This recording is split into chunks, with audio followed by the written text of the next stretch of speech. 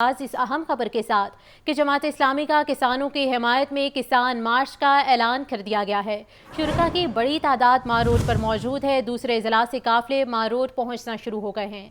मार्च का आगाज मस्जिद शोहदा माल रोड से होगा, जबकि अमीर जमात इस्लामी हाफिज नईमुर रहमान मार्च की क़यादत करेंगे। आपको अहम खबर के हवाले से अपडेट किया जा रहा है। जमात इस्लामी का किसानों की हिमायत में किसान मार्च का ऐलान किया गया था और आज शुरका की बड़ी तादाद मार रोड पर मौजूद है। दूसरे अजला से काफिले भी मार रोड पर पहुंचना शुरू हो चुके हैं। मार्च का आगाज मस्जिद शोहदा मार रोड से होगा, जबकि अमीर जमात इस्लामी हाफिज नईमुर रहमान आज के इस मार्च की क़यादत करेंगे। इसी पर मजीद तफसीलात जानने के लिए बात कर लेते हैं नुमाइंदा लाहौर न्यूज़ हमजा खुर्शीद से। जी हमजा, बताइए।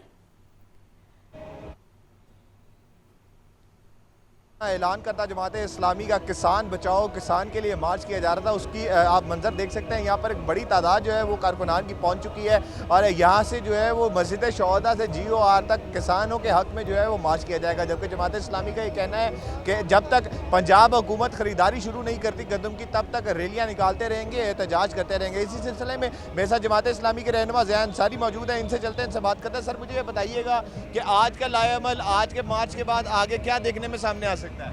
बिस्मिल्लाहिर्रहमानिर्रहीम। अल्हम्दुलिल्लाह पंजाब हुकूमत की तमाम रुकावटों के बावजूद पंजाब भर से मज़दूर और किसान यहाँ पर रैली में मौजूद हैं और कुछ ही देर बाद अमीर जमात इस्लामी पाकिस्तान हाफिज़ नईमुर रहमान साहब इसकी क़यादत करेंगे।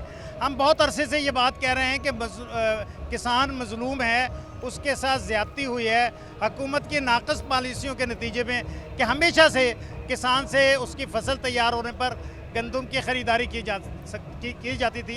लेकिन पाकिस्तान की तारीख़ में ये पहली बार हुआ है कि पंजाब हुकूमत ने और दीगर हुकूमतों ने गंदम को ख़रीद करने से इनकार कर दिया है।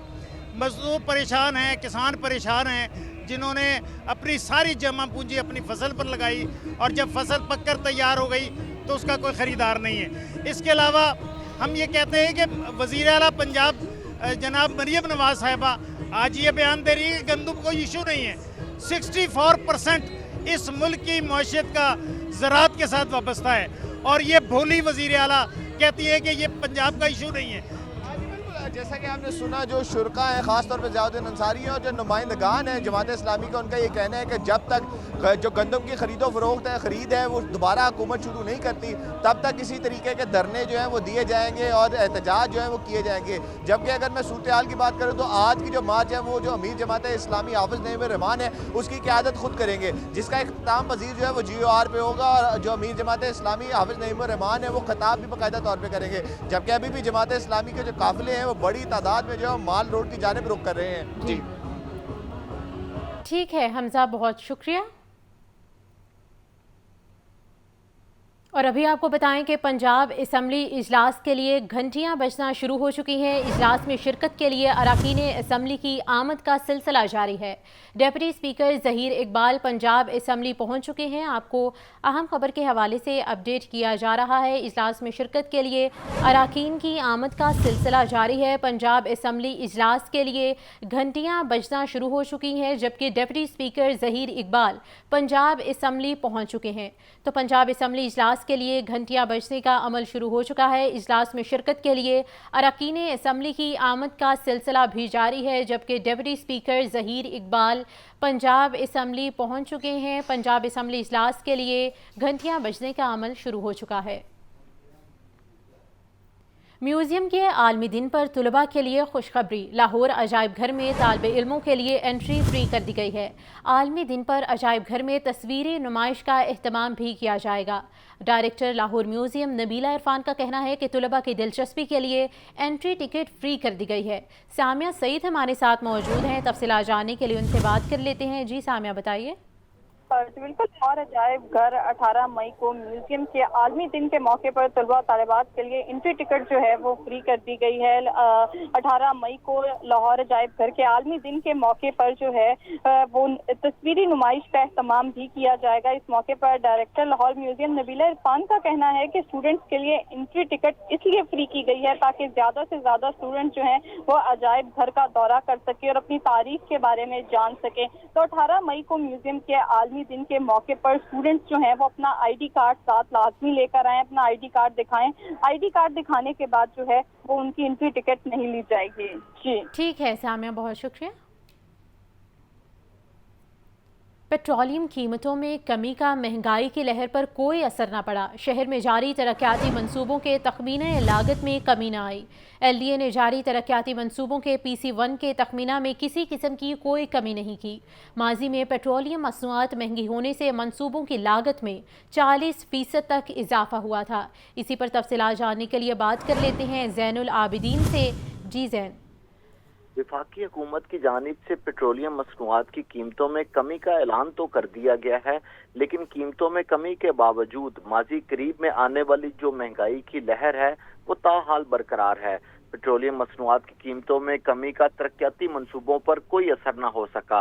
माजी में पेट्रोलियम मसनूआत की कीमतों में इजाफे की वजह से शहर में जारी जो मेगा प्रोजेक्ट्स थे उनकी लागत में 40% तक इजाफा हुआ, जबकि पेट्रोल और डीजल की कीमतों में इजाफे से बिल्डिंग मटीरियल की कीमतें भी बढ़ी। अब गुज़िश्ता 16 दिनों की सूरत हाल देखी जाए तो नई पेट्रोलियम मसनूआत की कीमतों का इतला कर दिया गया, लेकिन दीगर अशिया के जो निर्ख हैं वो कम नहीं हो सके। कंस्ट्रक्शन मटीरियल की बढ़ती हुई कीमतों के सबब तरक्याती कामों के तखमीना में हुकूमत को बचत न हो सकी, जबकि शहर में जारी और मुस्तकबिल के मनसूबाजात के तखमीना लागत में भी कोई फर्क न आया। ज़राए की जानिब से ये बताया गया है कि LDA ने जारी तरक्याती मनसूबों के PC1 के तखमीना में कोई कमी नहीं की और गुज़िश्ता एक माह के दौरान पेट्रोलियम कीमतों में कमी के बावजूद PC1 तब्दील नहीं किए गए। अब LDA इंतजामिया के इस हवाले से मौक़िफ़ ये सामने आया है कि LDA की जानिब से आइंदा होने वाली जो अदायगियाँ हैं उसमें डी-एस्केलेशन की जाएगी और सिक्योर एडवांस ना लेने वाले कॉन्ट्रैक्टर को रिलीफ दिया जाएगा। ठीक है जैन, बहुत शुक्रिया अपडेट करने के लिए। महकमे एक्साइज में डुप्लीकेट और रिफाई इदारों पर लगे प्रॉपर्टी टैक्सेस का ये मामला है। महकमे एक्साइज 7 साल गुजरने के बावजूद टैक्स माफ़ी का मसला हल ना करा सका। रिफाई इदारों में बड़े हस्पताल, तालीमी इदारे समेत दीगर शामिल हैं। राहील अली हमारे साथ मौजूद हैं, तफसीलात जानने के लिए उनसे बात कर लेते हैं।